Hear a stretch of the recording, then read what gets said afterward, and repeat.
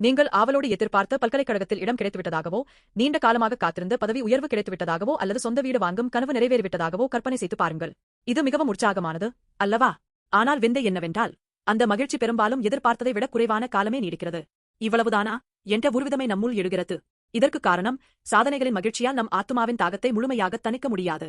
இஸ்ரவேல் மக்கள் எரிகோவின் அசைக்க முடியாத மதில்களை தகர்த்தார்கள். முன்பு வேதனையான தோல்வியை தழுவிய ஏஐ பட்டணத்தை முழுமையாக கைப்பற்றினார்கள்.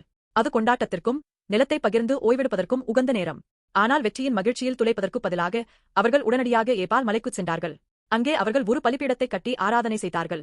இராணுவ வெற்றியோடு அவர்கள் நின்றுவிடாமல் அந்த வெற்றியை தந்த தேவனிடம் சாரம்சத்தை தேடத் தொடங்கினார்கள். யோசுவா 8:30-35. அவர்கள் ஒரு பலியை எபிரேயம் ஜெபார் செலுத்தினார்கள். இதன் பொருள் ஒரு மிருகத்தைக் கொல்வது மட்டுமல்ல, இது ஒரு பண்டிகையை கொண்டாடுவது மற்றும் மதிப்புகளை மறுசீரமைப்பது என்ற பொருளையும் கொண்டுள்ளது. இது வெற்றிக்கு பிந்தைய சுயநிதானம் ஆகும். அதாவது வெற்றி தனது சொந்த பலத்தால் கிடைக்கவில்லை, தேவன் கொடுத்தார் என்பதை அங்கீகரிப்பதாகும்.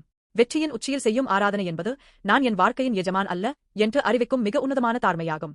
இந்த அறிக்கை இல்லையென்றால் நாம் வெற்றி பெற்ற பிறகு ஒன்று வெறுமையை உணர்வோம், அல்லது வெற்றியால் வரும் அகந்தையினால் அழிந்து போவோம். மனித வரலாற்றிலேயே மிகப்பெரிய வெற்றியை பெற்ற ஒருவர் இருக்கிறார். சாபத்தின் சிலுவையில் இயேசு முடிந்தது என்று கூக்குரலிட்டார். உலகத்தின் பார்வையில் அது ஒரு தோல்வியாக தெரிந்தாலும் உண்மையில் அது பாவம், மரணம் மற்றும் நம்மை உடுக்கிக் கொண்டிருந்த இருளின் எல்லா வல்லமைகளுக்கும் எதிரான இறுதி வெற்றியின் பிரகடனம்.